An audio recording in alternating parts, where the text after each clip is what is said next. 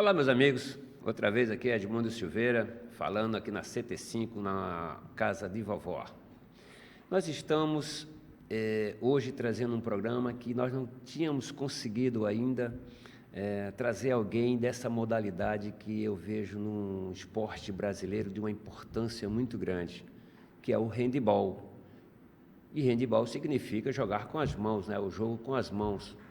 Então, eu lembro de uma frase que nós vamos colocar em pauta aqui, que os americanos, que hoje, é lógico, expandiu outros esportes que não são dentro de um esporte, como eles chamam lá, o futebol dele,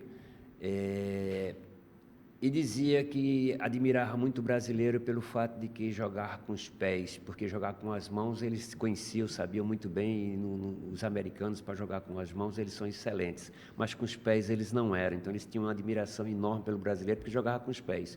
Mas aqui no Brasil também se joga com as mãos, e nós trouxemos hoje o Alberto Júnior, que conhecido por todos nós como Piauí, é um professor de handebol, é um mestre dessa área aqui, desse esporte no Ceará, e nós queremos expandir bastante assuntos, ou mexer bastante assuntos que sejam relacionados exatamente a esse esporte.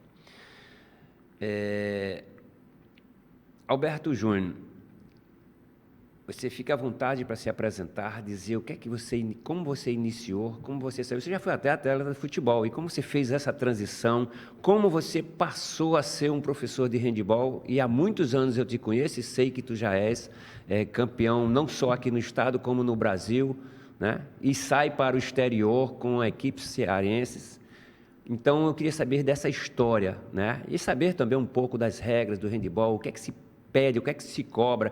Eu tenho até um conhecimento de que handebol no Brasil, a partir de 1919, olha quanto tempo nós temos essa modalidade e quase a gente não ouve falar nas emissoras, nas redes sociais, ou seja, a gente não ouve falar, eu digo assim de forma aberta, né? Então eu queria saber de você, tá certo, sobre você e sobre o handebol aqui no estado do Ceará. Seja bem-vindo, é uma satisfação recebê-lo e que nós possamos fazer aqui um programa de conhecimento sobre essa modalidade. Bom dia a todos, é um prazer estar aqui nesse programa. A contribuição que a gente possa dar em termos de informação sobre a modalidade de handebol. Primeiro, eu quero comentar aqui um fato interessante. O Brasil, pelo mundo afora, ele era conhecido como o país do futebol, como Pelé, Pão de Açúcar, Rio de Janeiro, Carnaval, era o que lembrava o Brasil. Em 2013, uma geração de ouro do handebol feminino foi campeão mundial. Foi o único título que nós tivemos campeão mundial indoor, né, de quadra. E aí todos os continentes ficaram sabendo que o Brasil jogava handebol, que tinha qualidade. E muitas jogadoras do Brasil foram eleitas melhor jogadora do mundo em 2, 3 temporadas. Alessandra, Duda Morim. Então começou a mudar essa visão que tinha do povo brasileiro, né? Como eu comecei? Em escola, eu estudava numa escola do Malto Rocha, lá no Henrique Jorge, e tinha um pouco mais de habilidade com os pés do que com as mãos, mas já tinha handebol nessa minha escola. E eu me tornei jogador de futebol profissional, mas durante a minha carreira como atleta, começou a surgir a oportunidade de fazer curso de handebol. Eu achava interessante. Comecei a fazer curso de handebol já na faculdade, e depois surgiu os convites, né, para trabalhar com a modalidade. Foi em que época que você começou a fazer? Porque você era um atleta de futebol, né? Não só amador, mas profissional já também. E você seguiu, em qual foi o ano que você falou aí, que essa transição de ir ser treinador ou professor de handebol? Foi final da década de 70, né, para iniciar na década de 80, foi a época que eu joguei, e a época que eu tive no Ferroviário, no América, né? E daí já estava estudando para handebol, né? Já estava me especializando em handebol. Já estava aparecendo uns convites para trabalhar com escola, né? E aí era uma modalidade que me encantava, porque eu achava interessante, porque o sul-americano gosta de gols, E o jogo de handebol era de 30 gols, 40 gols, era interessante. Então, Não existe 0-0 no handebol. Então, era um esporte que me apaixonei logo de cara. Né? E comecei, porque, futebol, eu gostava de jogar futebol. Mas eu não me via como técnico de futebol, como dirigente de futebol. Depois eu acabei acontecendo, né? Mas eu não me via no futebol. O futebol eu gostava de jogar, tinha um prazer de jogar. A questão de ter chegado ao profissional aconteceu, faz parte, né? Mas comecei a me dedicar ao handebol e segui a carreira sendo atleta de futebol e técnico de handebol. E no handebol você começou pelas escolas, sendo professor, porque você é graduado, né, formado em educação física e começou a dar aula em escola, ou você já foi direto para um clube ou já foi direto para uma equipe desenvolvendo o processo? Que eu acho que você chegou até a seleção cearense, não foi não, de handebol? Sim, a seleção cearense eu dirigi quase todas as categorias, juniores, adulto, seleção universitária, seleção estudantil, dirigi quase todas níveis categorias você esteve sim, à frente. E naipes. Foi assim, na época de escola, um amigo meu, logo após, o professor Getúlio, foi para um brasileiro e me convidou para ir. Eu fui e foi daí que eu voltei encantado com a modalidade. Eu digo, é essa modalidade que eu quero. Se apaixonou mais ainda, porque participou de competições importantes, sim, né? vendo toda aquela atmosfera de campeonato brasileiro e tudo. E, na época, na faculdade, o professor Ailton Gadelha era o professor da cadeira de handebol da Unifor. Ele me viu como um aluno interessado, um acadêmico ali interessado pela modalidade, e ele me convidou para ser auxiliar técnico dele na seleção cearense. Eu, aluno da Unifor, nunca tinha trabalhado em equipe nenhuma. Aí que começou os comentários, as críticas, né? Como é que pode um jogador profissional de futebol ser auxiliar técnico da seleção cearense? Mas aí me abriu portas assim enormes, esse convite do professor Ailton Gadelha. Muito porque interessante. Voltamos do brasileiro com vice. E, enfim, daí apareceu as escolas convidando, né? Apareceu municípios, né, como Russas. Foi incrível. Foi formando equipes aqui no estado do Ceará. Interessante, sabe, porque eu comento muito, e até eu já tinha falado contigo antes, porque a gente ouve os esportes, né, as categorias aí, ou seja, não as categorias, mas as emissoras de televisão, de rádio, não fala sobre outros esportes, e sim só futebol. Raramente fala do futsal, que o futsal é uma das grandes potências do Brasil, é o estado do Ceará, né? E só fala quando o time é campeão. Aí, meu filho, aí é fácil. Eu quero ver você falar como agora nós queremos comentar e falar sobre as regras, sobre os posicionamentos que tem que se ter, entendeu? Aonde é que são trabalhados esses meninos? É só na escola? Quais são os clubes? Aonde é que a gente encontra, né, lugares para que o menino pratique o handebol? Porque tem muita gente que é apaixonado como você, mas não sabia, precisa estar lá presente para poder crescer com isso. Pois é, veja bem, Edmundo, isso que eu vou falar aqui, não é eu que estou dizendo, eu estou criando isso. São dados do Ministério dos Esportes e do COB, que o handebol é o esporte olímpico mais praticado nas escolas do Brasil. Esporte olímpico, porque o futsal não é olímpico, mais praticado nas escolas do Brasil. É o COB que diz isso. Ele é muito difundido nas escolas, né? Então, assim, os talentos surgem na escola, como no futsal também, né? Sim. Mas o handebol, o desporto escolar, que, infelizmente, hoje em dia, as copas foram acabando, nas copas escolares, né? Existia copa em todo colégio, realizava uma copa, tá? Hoje em dia, são poucos colégios que realizam copa entre escolas. Mas daí é que surge o talento, e daí é que o desporto do handebol é lapidado e trabalhado nessa faixa de idade. A recreação das escolas são fundamentais para o desenvolvimento da prática esportiva. Em qualquer lugar do Brasil, né? Acho que no mundo em geral. É naquele momento da recreação que a criança brinca com aquele brincar com a bola e as aulas de educação física da mesma forma. Então, como você diz, é fundamental que as escolas tenham, né, e elas quase todas têm, um ginásio ou uma quadra. E essas quadras já são oficialmente cobradas o seu tamanho. Qual é o tamanho de uma quadra oficial para jogar handebol? Pois é, quando iniciei a carreira no handebol, a dificuldade nossa aqui em Fortaleza era quadra. porque quadra é 40 por 20. A quadra oficial do handball é 40 por 20. 40 por 20. A mesma do futsal. Hoje em dia, né, o futsal podia jogar na quadra mais reduzida, com dimensões menores.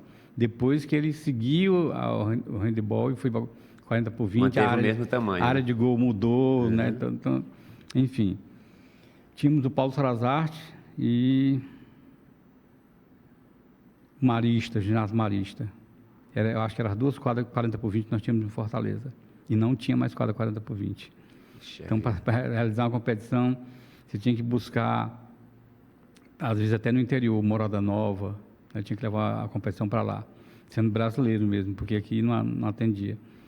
Mas, assim, hoje não. Hoje nós temos bastante ginásio em Fortaleza, não é problema para a realização de competição. Tem a UFC, tem CFO, vários, né? Então, assim... E a gente vê as areninhas pelos bairros, né? Que são muitas areninhas que foram criadas aqui no estado do Ceará, e quase não, todas elas têm uma quadra, né? É obrigatório ter, né? Às vezes com tamanho menores, mas... E se pratica handball nesse espaço? Pratica, né? Grandes escolas na década de 70, 80, tinham quadras bem reduzidas. Era o que elas tinham, o espaço físico que tinha, né? Então, trabalhava ali, claro que o atleta, quando ia para uma competição na quadra 40 por 20, ia sentir, principalmente a transição, defesa-ataque, ia sentir devido à distância, né? Contra-ataque, tudo, que é a tática mais eficaz no handball. Mas, assim, hoje em dia não é mais problema, espaço físico. Outra coisa que eu queria te perguntar, que eu vejo o seguinte, hoje eu assisto, né, e acompanho alguns jogos do handball, e o masculino e o feminino, mas sempre foi o masculino e o feminino, ou só era o masculino? Porque no futebol tu sabe que o masculino tomava conta, né? O feminino só foi liberado lá na frente, né? Mas o handball foi sempre assim? Porque eu sei que aqui no Brasil, em 1919, não foi no Brasil, acho que do mundo, né, que foi lançado o handball, a prática de esporte de handball, né? Isso. Depende da região, sabe? Nosso país é um país muito grande, e até a linguagem técnica diverge de uma região para outra. Onde um estado fala ala, outro fala ponta, outro fala armador. Sim. Então, assim, até essa linguagem muda. Questão de naipe, tem região que o feminino teve um maior número de adeptos. Uhum. E aí dizia assim, não, handball é esporte de mulher, é para mulher. O homem, às vezes, não queria praticar. Em algumas regiões era dessa forma. Sei. Hoje em dia é muito equilibrado isso aí, o número de participantes, né? Inclusive o Brasil conquistou um mundial de quadra com o feminino, o masculino nunca chegou nem próximo de uma fase semifinal e final. Mas nas últimas Olimpíadas agora tinha uma seleção forte, a seleção brasileira, né? Masculina. Já teve até um jogador, o Bruno, foi indicado como um dos melhores do mundo, jogou na Alemanha há muito tempo.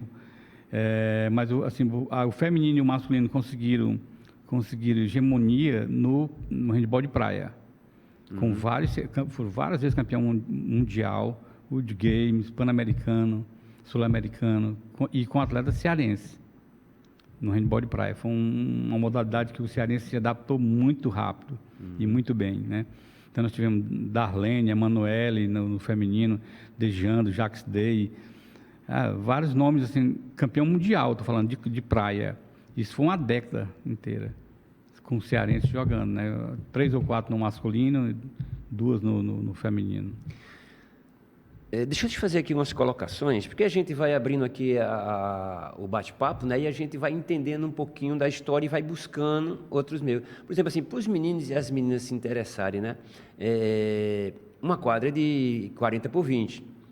O gol ali, se eu não me engano, é 2 por 3, é 3 por 2. É o mesmo do futsal, 3 por 2. Mesmo tamanho de futsal, né? Só que a do futsal... Não, o futsal é 6 metros, não... Não, a trave, está falando da trave. Sim, a trave, 2 metros de altura, né? Mas 3 por 2. 3 por 2. 3 por 2. Só que a diferença da trave de handebol é que é tracejada e ela é quadrada. Tem que ser, é obrigatório. Quadrada e tracejada. O que significa isso? A tracejada para ela não se contrastante com o fundo. Que às vezes é um fundo... fundo branco, então fundo infinito... Que a trave, o atleta perde a noção do espaço onde está a trave. Ela é tracejada para isso, para ter a noção...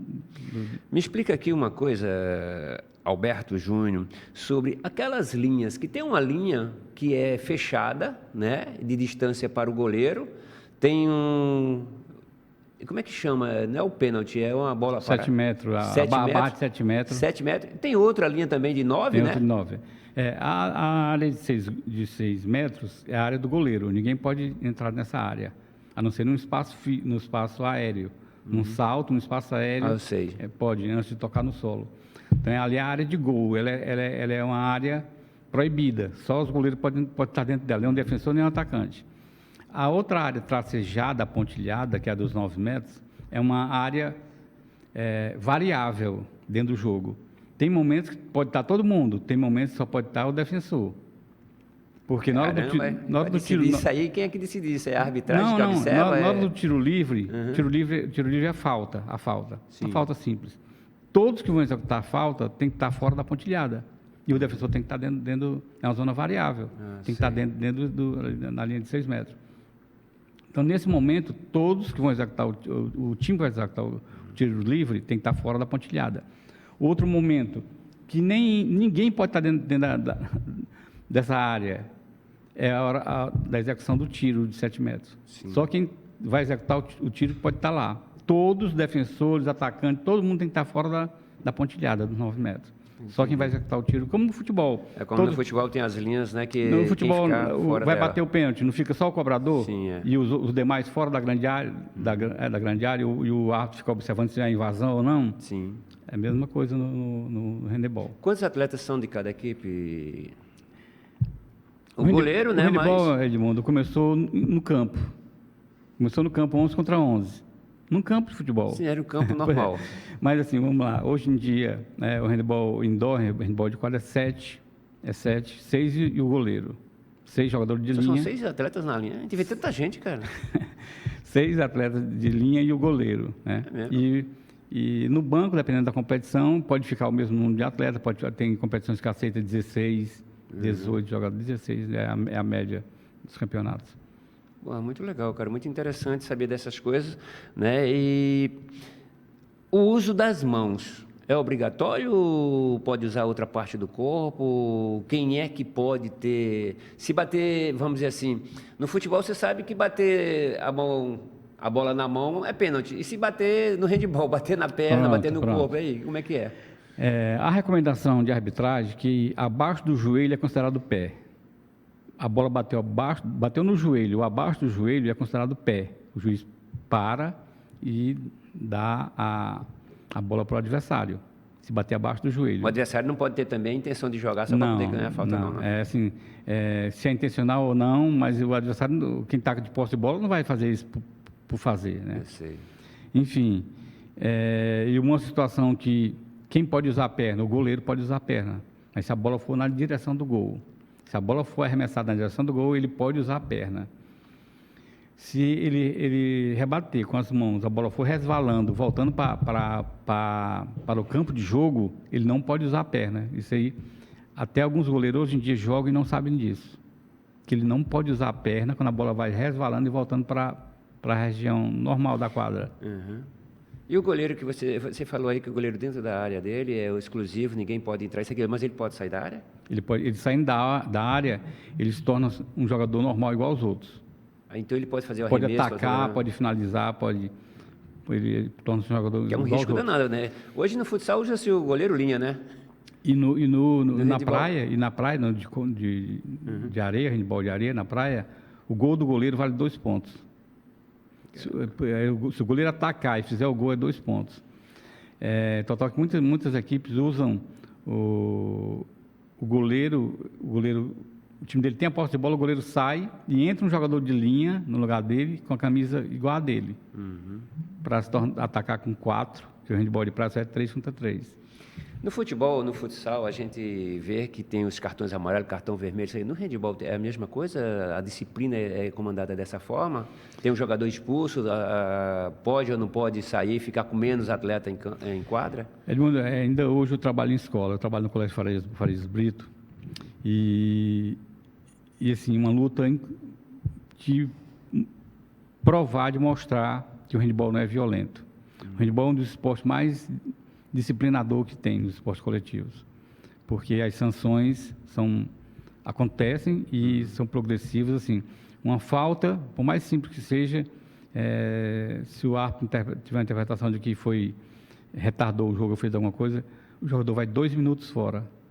Ele é excluído 2 minutos, ele pode ser excluído 2 vezes. Na terceira vez, ele recebe um vermelho. É uma desqualificação, não é expulsão. Sim. É desqualificação. 2 minutos depois, pode voltar um jogador no lugar dele. Ele não pode mais, mas o outro pode. A quadra nunca pode ficar com menos atletas, que é o chamado... Pode, se for expulso. Pode, né? Que existe uma diferença entre a expulsão e a desqualificação. O vermelho no handebol é desqualificação. Certo. 2 minutos depois pode entrar... E nesse momento que ele for desclassificado ou desqualificado... Ele está desclassificado da partida. E outro pode entrar no lugar dele. Certo. Só que expulsão não. O time vai ficar em inferioridade numérica. Expulsão é diferente, é uma agressão, palavrão com a arbitragem ou agressão mesmo. Disciplina acima de tudo, né? Sim, sim. E outra coisa, no esporte, a gente busca aquele caminho que até eu coloco lá na minha escola de futebol, que a prioridade não é o jogar, e sim a disciplina, a educação e o respeito. E você tendo isso, você faz qualquer coisa no mundo. Aí depois você pratica aquilo que você está querendo, né, o que você tem desejo, mas... Você pode ser um ótimo jogador, mas você não tem disciplina, não tem respeito a ninguém, não tem educação, meu amigo, já era, né? Você não consegue caminhar, não vai à frente em nada, né? Não segue, não evolui em nada, né? E às vezes é um grande jogador. E quantos ficaram, né, pelo meio do caminho porque não consegue se disciplinar ou respeitar, sim. Né, o ambiente, né, as coisas, as pessoas que estão no meio. Porque tudo é muito ordem, né, bicho? Tudo como eu estou vendo aqui no seu... Não é livro, não é caderno, aqui é uma edição de aniversário. Me explica aí sobre isso aqui. Palmeiras Handebol Academy. Eu já estava afastado do esporte de rendimento. Eu estava trabalhando só com o desporto escolar, né, de uns tempos para cá, de uns 6, 7 anos para cá. E aí, ex-alunas minhas me convenceram a voltar para o desporto de rendimento com o Handebol Master, que hoje em dia é uma febre no Brasil, Handebol Master. Existe um campeonato chamado BMC, Brasil Master Cup. É a maior competição da América Latina. 160 equipes em São Paulo e no Rio Grande do Norte. Minha nossa. 160 equipes. E onde é que a gente sabe sobre isso, cara? Porque, sinceramente, se você não está falando ali, eu não estou sabendo sobre esse assunto.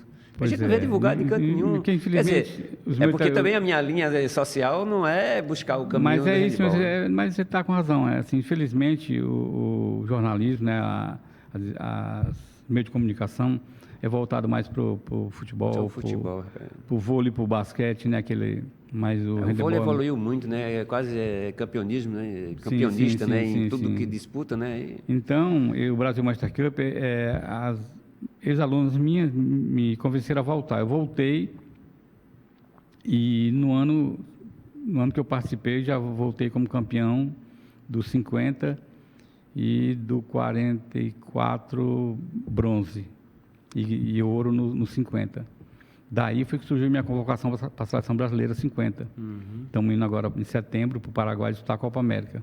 Eu como técnico da Seleção Brasileira 50 mais. Poxa, que legal, que honra nossa, hein, cara? E da minha equipe, as meninas fundaram o Palmeiras Handebol Academy. Talvez tenham colocado o nome Palmeiras para me agradar, né? Para me convencer, me sensibilizar e me convencer de ser o técnico da equipe. E... Da minha equipe, tem 6 convocadas que vão para o Paraguai. Tem 6 jogadores atletas convocados. Cara, que legal. Treinando aí, se preparando. Que vai ser uma competição assim, inédita e uma experiência incrível. Muito legal, muito interessante saber disso. Falando sobre isso, por exemplo, assim, nós tivemos as últimas Olimpíadas, tanto masculino como feminino disputaram, não é isso? Sim, sim. E eu não lembro agora, a masculina eu ainda vi uns jogos, mas a feminina eu não estou lembrado, porque eu assisti muitos jogos de várias modalidades, né? E eu não lembro agora o destaque da seleção feminina, que era muito forte, mas parece que tem Holanda, tem Noruega, né? Se eu não me engano, Estados Unidos, tem uns países aí que são fortíssimos nisso. Hoje em dia, Edmundo, a França, Dinamarca, Noruega, tem mais ou menos dominado o handebol no mundo, né? Assim, esses 3 países sempre chegam em finais, tanto masculino como feminino. O feminino brasileiro sempre teve uma colocação melhor que o masculino, sempre teve. Tanto que eu citei aqui no início do programa, a Duda Amorim, que foi melhor do mundo em 2 temporadas, depois a Alessandra também foi em 2 temporadas melhor do mundo. E hoje nós temos uma outra brasileira brigando por esse título de melhor do mundo. a Bruna de Paula. Ela joga hoje em dia na Hungria. E nós temos a Elaine, que é cearense, daqui desse bairro aqui, mora aqui vizinho. Na Barra do Ceará. E a Elaine foi campeã mundial em 2013. O time que foi campeão mundial em 2013 é a Elaine, cearense, hoje em dia joga na Turquia. Ela mora aqui na Barra do Ceará e foi que... Porra, saiu daqui com 13 anos de idade, nunca mais voltou. Teve de férias agora aqui em julho. Então, assim, o feminino sempre teve uma colocação melhor, tanto em Olimpíada como em Mundial. Né? Hoje em dia, 90% das atletas convocadas para a Seleção Brasileira Feminina jogam na Europa. 90%. Às vezes até chega a ser o elenco todo da Seleção Brasileira jogando na Europa. Porque na Europa elas jogam. Né? Tem a Champions de handball, tem os campeonatos dos países que são muito difundidos, Então, é a maneira de evoluir, de crescer, né, de amadurecer como atleta. Em 2014, houve um PAN juniores, fui juvenil, na Unifor, em 2014. E a Bruna de Paula, essa brasileira que hoje em dia é uma das melhores do mundo, ela veio para esse PAN, ela era juvenil ainda, em 2014. Uma atleta, assim, de uma tomada de decisão incrível, né? Uma atleta que você, vendo jogar, você se apaixona, assim, porque é incrível. Ela é considerada uma das jogadoras no mundo inteiro para ter a melhor tomada de decisão. Tem um francês, o Karabatic, ele tipo assim, ele tem 50%, 60% de aproveitamento nas tomadas de decisão. É satisfatório, positivo. E ela chega a beirar 70%, 80%. Caramba. Então, o nível dela é bem mais alto do que até os maiores do handebol masculino. Olha, eu quero voltar, tá certo, a um complemento sobre esse handebol que nós aqui estamos discutindo, mas eu queria saber também da tua transição. Tu foi atleta profissional de futebol, né? E seguiu um caminho e depois seguiu como treinador também e teve essa mesclagem, né, de desenvolvimento. Fala um pouquinho também dessa parte tua em relação ao futebol, o que é que você enxergou no futebol e que terminou, como você está acabando de dizer, está na seleção Master de handebol, que vai disputar uma Copa Internacional. E você foi um atleta de futebol. E para essa transição, porque eu já trouxe alguns atletas aqui, tanto feminino como masculino, e tem outros que eu estou convidando. Está difícil de trazer os homens, porque os homens, não estou sem tempo, estou não sei o que e tal. Mas eu estou doido para trazer e me interessa muito isso. Transição, você sair do futebol e depois eu vou fazer o quê? Que isso que é importante. Eu mexo em quê? Eu vou para onde? Porque eu fui um atleta de futebol e sei o que é isso. Você terminar a carreira e se você não seguir como treinador, como preparador, e hoje é muito mais difícil, não que você não saiba, mas que você teve, se você tem uma graduação, você tem uma licença, você precisa ser especializado naquilo, não é por você ter sido ex-atleta. Então, quer dizer, tornou-se mais difícil, né? E o atleta, praticamente, quando ele está jogando futebol, quando eu digo assim de alto nível, ele nem estuda. Por quê? Porque ele não tem tempo, é viagem constantemente, é concentração, é jogo por cima de jogo, a exigência, a cobrança é muito, muito grande, né? O que tem no futebol hoje que eu vejo, muito mais do que antes, é muito dinheiro. Porque antes não tinha, né? Na nossa época não tinha esse negócio, né? De pensar em dinheiro. Ganhar qualquer coisa ali já se achava um dono do mundo, né? Mas em relação às outras coisas, nós conseguimos fazer alguns cursos, estudar isso, aquilo, outro. Mas a turma de hoje eu não entendo, cara. E as coisas estão muito fáceis, porque está tudo online, né? Então fala um pouquinho sobre a tua participação no futebol. Edmundo, é assim, como eu comentei aqui no início do programa, que eu tinha o prazer de jogar futebol, mas não queria trabalhar com futebol, tipo assim, ser preparador físico, ser técnico, ser gestor, não queria. Só que, assim, a gente não sabe o que acontece lá pela frente. E aí começou a aparecer alguns convites. Eu era atleta de futebol, já estava parando e iniciando a carreira no handebol, como técnico de handebol. E aí vem você me convidando para ser preparador físico com você no Ferroviário. E aí, alguns convites que a gente não pode negar. Aí, lá vai o Ferroviário trabalhar com você como preparador físico. Depois ou antes, não lembro bem, veio o Mirandinha com um projeto do Japão para mim tocar lá o Tocantins. Fomos bicampeão cearense invicto. Foi um fato inédito, assim, você acompanhou isso aí. Depois veio o convite da Golden Goal, que acho que era administrado pelo Serginho, lateral esquerdo, jogou no Grêmio, jogou no Sei. Milan, para mim ser coordenador técnico do Milan da Itália. Eu trabalhei 5 anos lá para o Milan da Itália. Eram os camps que tinha no Brasil inteiro, eu fazia Fortaleza e Recife. Então, assim, eram convites ligados ao futebol irrecusáveis, né? Que eu tinha que ir. Mas era seu talento, cara, Então, seu potencial. E aí eu não largava o handebol, né? E muita gente, como é que pode o cara do handebol e do futebol todo? Mas, assim, isso foi matéria de revista, matéria de jornal, essa questão de como é que eu conduzia as duas modalidades, né? Pois é, essa imagem aí, tá aparecendo, foi início de carreira, né? Uhum. Quando esse jogo aí, eu lembro bem que foi um jogo no PV, onde o João Avelino, da Portuguesa, ele estava passando pelo Nordeste, pegando jogadores novos. Foi no Piauí, pegou o Rui Lima e o Kaká, e veio para cá, porque eu tinha visto falar que tinha um garoto de 18 anos, já entrava no profissional, nessa época, César Moraes já me levava no profissional. Esse time aí qual é? O América? O América. América, né? E esse jogo eu lembro que foi com um jogo da estreia do Rubens Nicola no Ceará. O Rubens Nicola tinha vindo do Corinthians, né? E eu, até quando eu estava em campo, o jornal dizia que eu estava bem, estava sendo um dos melhores da partida, só que eu fui expulso. Era 77, 78, Eu fui por aí, expulso né? com 30 minutos 79. de jogo, 35 minutos de jogo, eu fui expulso. Mas assim, o Jovelino quis me levar para a Portuguesa, mas acabou, meu pai era tenente de coronel, disse, não, vai não, o futebol não é profissão não. Mas enfim, eu fiquei conduzindo as duas coisas, né? Depois veio esse convite lá do Milan, e numa sequência, eu fiz uma amizade muito boa com o César Sampaio. O César Sampaio jogou no Palmeiras, né? Amizade assim eu fui para São Paulo na época fazer um curso do COB, de gestão de esporte. Ele, não, você não vai para o hotel, não, vai ficar na minha casa. Então, assim, ele me chamava de irmão e tudo, ainda hoje chama.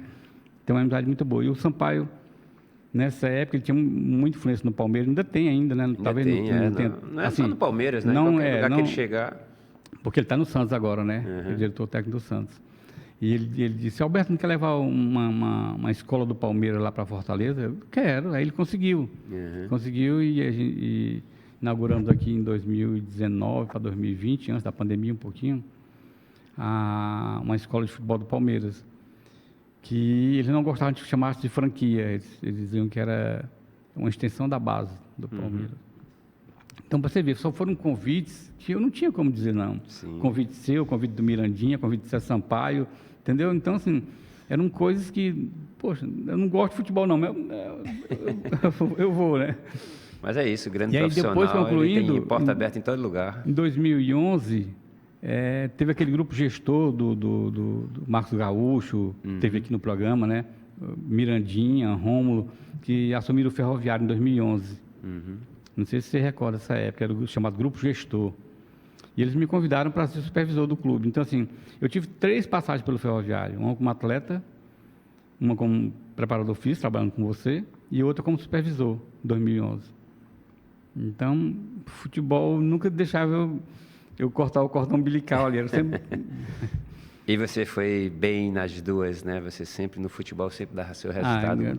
Graças a Deus, e no handebol nem se fala, né? De muitos... Mas vamos ver aqui as tuas fotos, as seguintes, né? Para a gente comentar sobre elas, né? Você está falando um pouquinho sobre elas aí. Essa daí foi você quando iniciou, que teu pai não permitiu, não deixou tu ir. E naquela época tem isso mesmo, os pais da gente não deixavam a gente seguir carreira porque achava que futebol não era profissão pra gente, não, né? Acho que eu ganhava pouco, né? Se ganhasse muito, ele não ia falar isso. Se fosse como hoje, eu quero ver qual pai que diga assim, não, meu filho não vai, não. Vai correndo. E o meu filho diz assim, né? Meu filho fala assim, pai, se jogava hoje, se eu jogava hoje, um bocado de minhoca que tem jogando aí. Esse cara não joga nada, só faz correr, né? Outra foto, por favor. Essa foto... o América do Rio ia participar de uma competição nas Guianas em aniversário das Américas, do continente, né, e tal. E o América do Rio não podia ir porque estava no final do Campeonato Carioca. E foi o América daqui. Eita, só pode ter sido Alberto Damasceno. Alberto Damasceno. Que Alberto Damasceno arrumava tudo. E eu ainda tinha idade de 18, 19 anos, não me lembro bem, menos de 20 anos. E o América pediu emprestado vários jogadores do Ceará e Fortaleza. O Vicente, do Fortaleza, o Maia do Fortaleza, Jair do Fortaleza, Júlio o Dário Goleiro, Jorge tá Costa, aí. Dário Goleiro, Jorge Costa do Ceará, Então, assim, fez O Jorge Costa, rapaz, muito tempo que eu não vejo o Jorge. Jorge Costa do Ceará. Então, assim, fez uma espécie de uma mini seleção. Sim. E um grande time. E eu, ainda novo, ainda continuei na equipe, era o 10, era o capitão. Eita, danado. Foi interessante. Acho que... Daí que eu sei, assim, que eu posso falar, o Júlio jogou comigo, né, no Ferroviário, o Dário também, o Jorge Costa no Ceará, né, foi um grande nome, foi uma estrela. Deixa eu ver ali, Daja é o irmão o filho Essa do... foto é nas Guianas, né? Uhum. O Daja é o irmão do Newton Albuquerque, irmão do Dário. Irmão do Dário, né? Jogou no Ferroviário, jogou no Maguari. Uhum. Aí você ali na frente... Paulo Sérgio jogou Ceará, né? O Alice era o treinador, João Ayrton, né, que faz João Ayrton tem um programa, né, na TV5, tinha com o Pastore. Sei. E o Dadá também, fazia parte desse elenco aí. Eu não sei porque ele não estava Dadá nessa centroavante? foto. Dadá centroavante. Joguei com ele na Desportiva Borborema, foi quando eu comecei. O Dadá já era um cara experiente. Ele estava nessa experiente, equipe aí também, né? Morou lá no bairro do Henrique E Jorge. esse é um recorde de jornal das Guianas. Ué, que legal. Outra foto aí. O Dário morreu Pronto, muito novo, né, cara? Como eu era o capitão da equipe, a gente entrava com a bandeira do país até o centro do campo, chegava lá e dobrava a bandeira e eu subia até a tribuna de honra para entregar para o embaixador. Então, assim, foi um momento, eu garoto ainda. Caramba, começando, garoto, né? no meio, só fera Só ali. fera no time, né? O meninão, o novão, foi quem... e era um destaque, é por isso que os clubes queriam contratar. E outra coisa, uma coisa que eu nunca deixo de falar, olha o short, né? Sim. Não dá nem um palmo, né, cara? Hoje em dia os caras botam lá no joelho, né? E o que eu acho estranho, sabe o que é? Que se eu fosse dirigente de clube, eu dizia assim... A cobrança foi muito grande para que esse short ficasse lá embaixo, né? Porque antes todo jogador gostava, né? Gostava de mostrar as coxas, né? Daquele negócio todo, né? Aí hoje o calção é lá em cima, os caras puxam e botam para cima, né? Para ficar de fora as pernas. Como é que pode, né? Não, tem que deixar solto lá. Não sabe nem por que faz isso. Eu não sei por que eles... Será que eles querem fazer a mesma coisa que a gente pensava na nossa época? Na nossa época era diferenciado, né?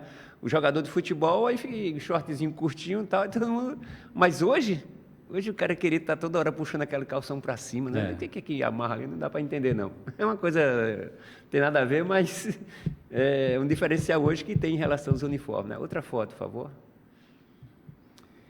Esse aí foi eu considero uma das melhores épocas minha no América, né? Chinesinho, cara.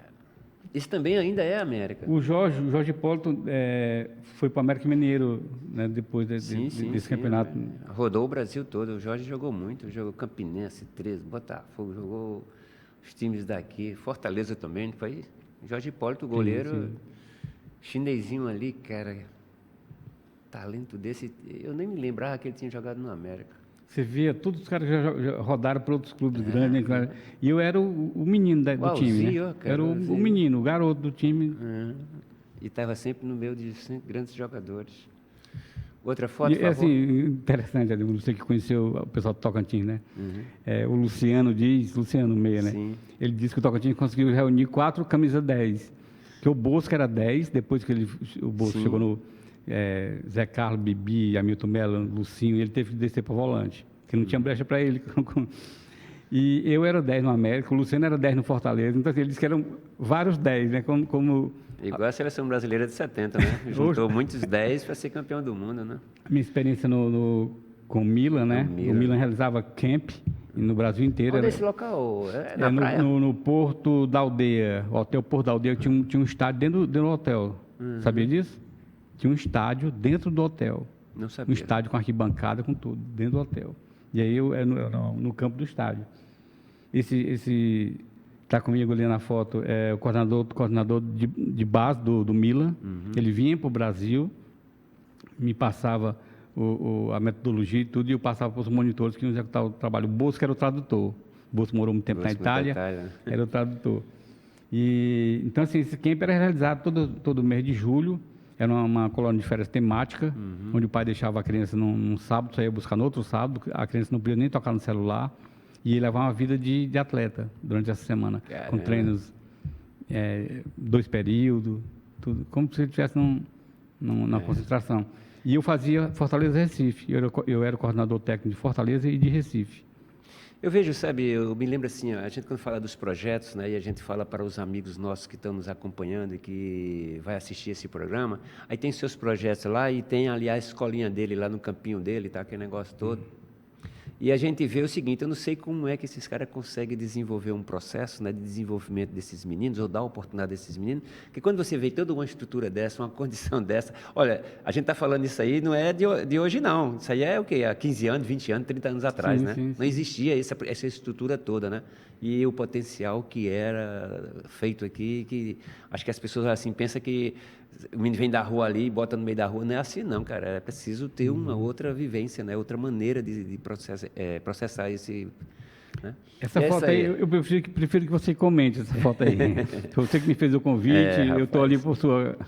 89, o Ferroviário me chamou para ser treinador, porque eu já estava com 4 anos dirigindo o Tocantins Atlético Clube, que é um time de subúrbio que disputava Sim, naquela sim. época o Campeonato Cearense. E a gente sempre bem, todo ano o Tocantins dos 16 que disputava o campeonato era o 15º, o 14º, a gente passou a ser o quarto, o terceiro, o quinto, e os caras, porra, caramba, esse cara...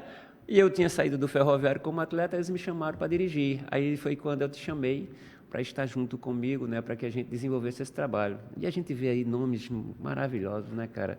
O Claudemés foi vice-campeão pelo Ceará, né, Sim, depois foi sim. jogar pelo Ceará na lateral esquerda.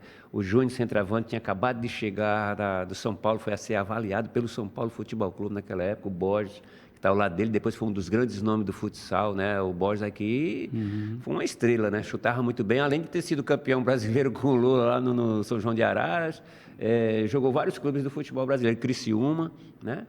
É um grande nome. O Alonso ali, Lourinho, mas nunca eu vi o Alonso, eu não sei nem como é que está o Alonso. O Índio ali trabalhava em empresa de ônibus depois que deixou o futebol. A transição dele foi trabalhar, estava ali na direita. O Leica, aqui do lado esquerdo, lá do bairro do Rick Jorge, jogava na escolinha. É educador Na minha físico, né? escola, lá no Tocantins, aí eu levei ele para o Ferroviário. Aí o Biriba, ao lado do Hernani. Né? O Zé Carlos também, lateral, que é de Calcaia. E... Eita, me fugiu aqui o nome entre Zé Carlos e Claudemés, está era o volante nosso, pegador pra caramba, batia bem na bola que só. E o goleiro que tinha vindo do interior. A gente tinha feito um time assim, uma seleção aí. Não sei como é que esse time não foi campeão, cara, porque era um potencial muito grande. Mas também, se a gente olhar Mas chegou na direitinho, final com o Ceará, não no Castelão, né? Ceará e Fortaleza era muito forte, cara. Se a gente for lembrar os nomes, quase todos do Ceará como do Fortaleza, os caras chegaram ao profissionalismo e rodaram pelo mundo. Como eles aí também, né? Muitos deles seguiram, né? Então, foi a nossa primeira experiência como Sim, treinador sim. de um time profissional, né? Trabalhando. E coincidentemente, não era o padrão do Ferroviário ter a camisa Adidas. Eu fui com uma Adidas verde e tu com a preta. Porque naquela época a gente usava materiais que, pelo amor de Deus, cara, tinha coisas que não dá nem para anotar. Outra foto, faz favor. Aí já foi a gente brincando, né? No subúrbio, já não era mais atleta, não era mais... Mais temporada de férias, às vezes, Era, a né? gente brincava aí, né? Outro grande time também, né, cara? Aí também... Rapaz, eu vi o Bedeu jogando, agora foi o aniversário do Tocantins, desse time aí, o aniversário, né, do clube lá no Campo Tocantins. Eu fui lá visitar o pessoal, tudinho e tal. Aí eu vi o Bedeu, eu digo, mas Bedeu, caramba, cabelinho branco, cara, desse tamanho, parece que ele está diminuindo, ele já era pequenininho, parece que está diminuindo. Eu digo, tu ainda está jogando, rapaz, e ia na lateral direita, continua jogando, tudinho, né? Nessa época aí a gente fazia miséria, não era pior, a gente fazia cada jogo Bacana, excelente, né, cara? um lazer. Era muito bom. Outra foto? Opa, aí já vem o César Sampaio. Pronto. Aí foi quando, nesse momento, teve que surgir o convite de montar a escola de futebol do Palmeiras aqui, né? E essa escola do Palmeiras, ela foi... Quem deu assim, uma base de estrutura foi a Blancon, que é uma agência de jogador em Lausanne, na Suíça. Ainda hoje eu sou representante dessa agência, né, de jogador. E teve todo o apoio do Sampaio. O Sampaio veio aqui para ministrar palestra com os garotos da Blancon. E até hoje a gente tem um bom contato, uma boa amizade. Vocês estavam aí na academia do Palmeiras, né? Palmeiras. Aí fizeram as honras de levantar o troféu também, não foi só os grandes campeões. É a reunião que nós tivemos com os dirigentes, né, para oficializar a vinda da escola de futebol para cá, o troféu da Libertadores estava na sala, né? E o Sampaio chamou para tirar essa foto aí. Tem algum menino daqueles que já hoje estão jogando, que você... Pronto, tem um garoto que está na Suíça, tem um que está no Internacional de Porto Alegre, é lá de Guajiru, Freixeira, Mundaúpa, aquele lado ali. Ele vinha de lá treinar aqui, lá atrás esquerdo do Internacional, jogando no 18 anos. E tem outro que está no Paraná Clube. Paraná, que foi aquela fusão do Pinheiros com o Colorado. Né? E ele está no Paraná Clube, é o Diego.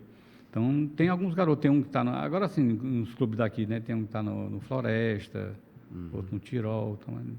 Sim. Outra foto, por favor. Pronto, passando aí, voltando para o handebol, né? Vamos voltar agora.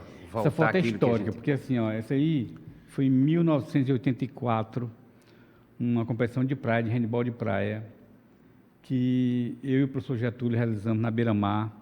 Deu cerca de 30 equipes na competição, mais de 500 pessoas envolvidas, entre atletas, dirigentes. E era na praia? Árbitro, na praia. E ainda era 7 contra 7. Quadra 40 por 20, 7 contra 7. Ainda era que nem a quadra, que nem a indoor. Não tem nenhum registro no Brasil de uma competição antes dessa aí. O Pan-Americano que houve aqui em 2014, eu entreguei para o Manuel Luiz, que era, na época, o presidente da Confederação. Entreguei isso perto de um dossiê, recorte de jornais, provando que nós fomos o primeiro a realizar no Brasil. Para ele homologar, para ele botar na história da CBH. E esse registro é interessante. Porque, assim, até o prefeito... Pode seguir a imagem? Pode sim, faz favor. Outra imagem para poder a gente verificar aí. As 30 equipes envolvidas desfilaram na beira-mar. Você tem noção? Um desfile na beira-mar de uma competição? O desfile de toda a beira-mar, até o local da arena, onde seriam realizados os jogos. 30 equipes envolvidas. E o prefeito, na época, César Carlos Neto, Era livre? Era qualquer idade? Ou era aberto. Era aberto, né? O César Carlos Neto era o prefeito na época, ele foi para a quadra para dar, no futebol, dar o pontapé, lá ele foi dar o passe inicial. Então, assim, o prefeito, no meio da praia ali, para... Qual foi o ano que você falou aí? 84? 84. Quer dizer, quanto nós... Ali a data ali, de 22 de setembro a 14 de outubro de 84. Né? Você vê, o estado do Ceará é muito grande em todos os desportos, cara. É questão de que a gente não dá ênfase a isso, né? A gente não coloca isso à mídia, né? Não coloca isso na imagem, né? Mas se você mexer, é como você vê, 84 fazendo isso, 30 equipes desfilando na beira-mar, né? Para fazer uma competição sul-americana, que é a Pan-Americana, você falou, né? A competição? Sim. Não, foi campeonato cearense.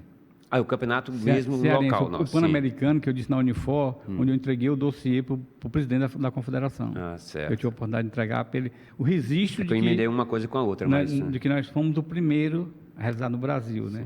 Muito legal, cara, muito interessante, parabéns. Você está resgatando hoje, pode ficar com certeza disso, resgatando uma imagem que muitas das pessoas não acompanhavam, não via handebol com essa grandeza que nós estamos aqui colocando que esse esporte é, entendeu? Outra foto, por favor. Aí eu já como técnico, né, da seleção estudantil, Jogo da Juventude. Fui campeão brasileiro no Jogo da Juventude. E essa equipe passou para o grupo de elite, porque assim, tinha um grupo de elite, como fosse a primeira divisão, né? E aí eu fui campeão brasileiro e tive acesso para o grupo de elite. E aí, jogadores que ainda hoje jogam, que estão nas equipes Master, e o professor Alex era o presidente na época, esse camisa vermelha. Olha, me dói aqui um pouco, por exemplo assim, nós tivemos aqui uma conversa com a Karen, que ela é paranaense, e rodou pelo Brasil, tal, veio para o estado do Ceará, tal, e levou o Ceará a sair da Série B para a Série A futebol feminino. Ela era capitã da equipe, tal, aquele negócio todo, e mostrando essa grandeza do futebol feminino. Aí, no ano seguinte, o que aqueles dirigentes fizeram? Tiraram todo mundo, botaram só a menina para levar peia. Aí o time desceu de novo. Quer dizer, É falta de respeito, de consideração com as modalidades, com as categorias, com as pessoas que dirigem. É como você está à frente do handebol e coloca uma história tão bela como essa, tá certo? E a gente não vê os dirigentes, o governo em si apoiando, incentivando, colocando mais ênfase para que a gente cresça cada vez mais com isso. Porque se tivesse esse apoio, eu tenho certeza que era muito mais desenvolvido e muito maior do que realmente é, né? Só que a gente não está nem sabendo, não está nem acompanhando, né? Infelizmente, a visão dos dirigentes ainda são muito contrária ao que... O que realmente o esporte né? Tipo assim, eu tive agora 5 anos como diretor técnico da escola do Palmeiras. O Palmeiras está revelando jogadores, Hendrick, Estevam, não sei quem, vindo da base. Eles valorizam a base está muito fortalecida, muito elogiada e tudo. Mas as escolas de futebol que tem no Brasil inteiro, do Palmeiras, eles ainda não estão vendo com bons olhos. No dia que sair um garoto de lá, que vai render dinheiro para os cofres aí vão valorizar. Enquanto não, a coisa fica muito amador. E isso para os clubes daqui também. Você falou o exemplo do Ceará. Sim. Subiu e não deu apoio. Porque o feminino dá renda, tem receita. Isso vai desmerecer não a tem conquista, receita. cara. Então, assim, eles veem com outros olhos. Tá? Infelizmente. Aí foi a maior equipe que eu tive de handebol. Essa equipe passou cerca de 6 anos sem perder uma partida. Ganhou todos os títulos possíveis, né? Tem jogadores que ainda jogam ainda estão em atividade hoje, com 50 anos de idade. Tem 1, 2, 3 que vão comigo agora para 4 vão comigo para o Paraguai. Faz parte do Master né? Da seleção de 50, né? E foi uma das maiores equipes. A maior. Sudesp ainda existe? Que está lá em cima, aliás. Que hoje em dia é Cecel. Hoje em dia é Cecel. Né? Eles trocaram a entidade que... Era o apoio que vocês tinham? Superintendência de Desporto, né? Uhum. Na época. Hoje em dia é a Cecel, né? No Paulo Salazar. Certo. Tem mais foto? Pronto, aí a Elaine joga na Turquia, hoje em dia. Aqui eu disse que mora aqui no bairro, né? Que a mãe mora aqui no bairro. Sim. Ela foi campeã mundial em 2013, foi a única cearense campeã mundial. Eu posso dizer assim, a maior jogadora de handebol cearense de todos os tempos, porque foi campeã mundial também, né? Então, ela tem esse título. Conquista máxima.